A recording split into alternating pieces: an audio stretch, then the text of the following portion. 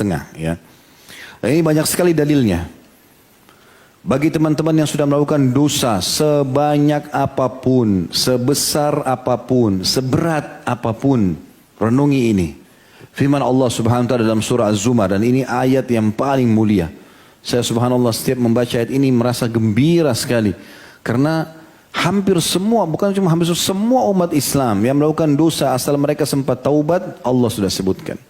Dalam surah Az-Zumar, surah nomor 39 ayat 53. Allah berfirman, A'udzubillahi minasyaitonirrajim. Qul ya ibadiyalladzina asrafu ala anfusihim la taqnatu min rahmatillah. Innallaha yaghfirudz dzunuba jami'a. Innahu huwal ghafurur rahim. Yang artinya, katakanlah hai Muhammad kepada hamba-hambaku, khusus Allah katakan alladzina asrafu ala anfusihim. Orang yang sudah terlanjur melampaui batas. Kata ulama tafsir, tidak ada dosa yang tidak dilakukan. Bahkan kalau perlu sudah keluar dari Islam, lalu dia mau masuk Islam kembali. Asrafu ala anfusihim, melampaui batas. La taqnatu min rahmatillah. Jangan putus asa dari rahmat Allah. Tidak ada kata-kata Allah tidak akan ampuni. Bahkan dalam hadis Bukhari, hati-hati teman-teman. Walaupun kita tahu masa lalu orang, di sebelah kita di pengajian dulu kita tahu masa lalunya, sekarang sudah baik. Jangan pernah menghina dia. Ya, apalagi kita mengatakan kau tidak akan diampuni sama Allah. Saya tahu masa lalumu kok. Nggak boleh itu. Kata Nabi SAW dalam hadis Qudsi, hadis Bukhari, Allah berfirman, ya, ada seorang hamba ya, yang mengatakan kepada hamba yang lain, Allah tidak akan mengampunimu, maka Allah marah kepadanya. Allah mengatakan, siapa orang ini berani benar melampaui keputusanku? Maka ketahuilah, aku telah mengampuni orang yang dia katakan tidak diampuni, dan aku sudah hancurkan amalnya orang yang mengatakan itu. Tidak boleh kita vonis orang lain tidak akan diampuni, sejahat apapun dia. Asal dia mau tobat nasuha, selesai. Gitu kan? Maka ini penting teman-teman sekalian. Dan sesungguhnya Allah mengampuni, ya dikatakan innallaha yaghfirudz dzunuba jami'a. Bahasa jami'a dalam bahasa Arab ini tidak terkecuali. Allah mengampuni semua dosa. Kata ulama tafsir, besar, kecil, sengaja, tidak sengaja, samar, nyata, semua bersih. Ya, mau durhaka sama orang tua kah, mau syirik kepada Allah kah, mau berzina sekian puluh kali kah. Yang penting fahami. Dosa ada dua macam, ya. Ada dosa yang merupakan haknya Allah dan ada dosa yang merupakan haknya manusia atau makhluk. Kalau haknya Allah dilihat lagi, dibagi dua lagi oleh para ulama. Kalau haknya Allah Subhanahu wa taala yang tidak membutuhkan atau tidak ada hubungannya dengan masalah qada, ya, harus diganti. Seperti orang berzina, haknya Allah dia langgar. Dia berzina, Allah haramkan, tidak boleh. Dia berzina lalu dia taubat kepada Allah, sudah selesai. Enggak ada konsekuensi yang lain.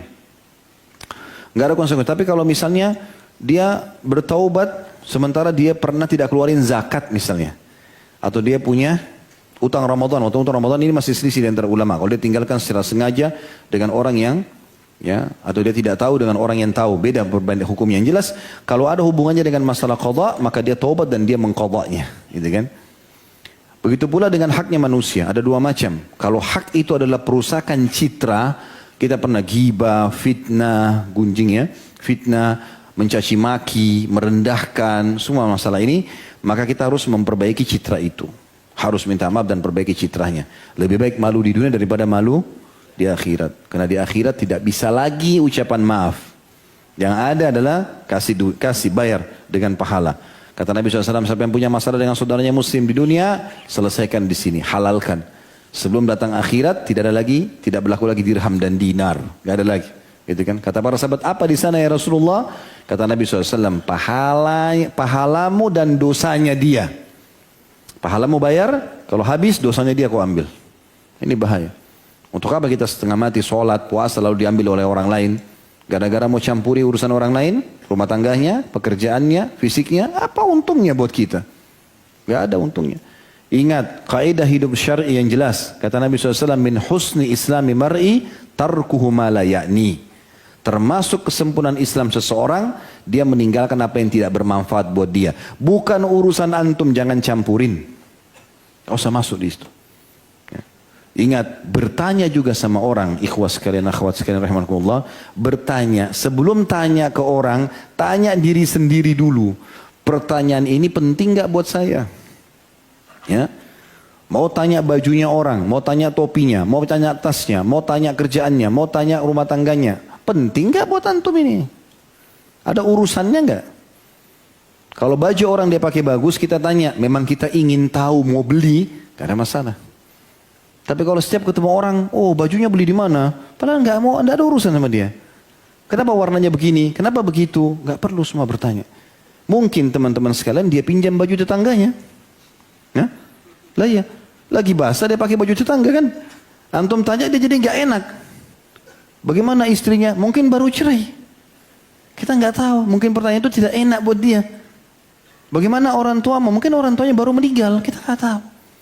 Tidak semua pertanyaan itu harus dilontarkan. Bertanya kalau perlu dan tanya diri kita sendiri dulu. Perlu nggak pertanyaan ini? Ya? Apalagi masuk ke zona orang lain, nggak boleh. Ya? Kita memasukkan gembira dalam hati seorang muslim, menutupi aibnya adalah ibadah yang sangat besar pahalanya di sisi Allah SWT. Jangan balik ini. Jangan balik sibuk dengan keadaan orang lain yang tidak ada gunanya. Bahaya sekali. Yang kedua dalam dosa sama manusia adalah masalah materi, mencuri, mengambil barang yang bukan hak, makan makanan yang bukan hak kita, pulpen, baju kaos, topi, buku, apa saja, sendal. Ya, soalnya sampai di masjid pun ada pencuri sendal ini. Ya. Di rumah Allah aja berani mencuri, gimana ceritanya ini? Ya. Bahkan tasnya orang dicuri, berapa banyak CCTV tangkap begitu. Masuk dalam taklim penampilannya saja, tapi luar biasa mencuri. Orang mencuri di rumahnya manusia aja sudah menakutkan, apalagi mencuri di rumahnya Allah ini. Terlalu berani gitu ya. Lagian untuk apa mencuri ini? Apa gunanya? Kerja, kenapa tidak kerja? Kita semua punya potensi yang sama kan? 24 jam waktu, 24 jam waktu kita semua, mata kita dua sama-sama. Ada orang yang 25 jam waktunya. Ada sini punya 25 jam? Nggak. Ada yang 3 matanya? Nggak. Semuanya sama, berarti potensinya sama kan? Untuk apa mencuri ini? Dosa besar, nggak ada gunanya. Hubungan kita rusak sama orang, kerja, mulia. Kata Nabi SAW, tidak ada orang yang membuka pintu iffah. Iffah itu kemuliaan. Mau terima tapi dengan imbalan, dia kerja. Kecuali Allah bukakan pintu kekayaan. Dan tidak ada orang yang membuka pintu mengemis, kasih sayain, kecuali Allah bukakan pintu kemiskinan. Ya.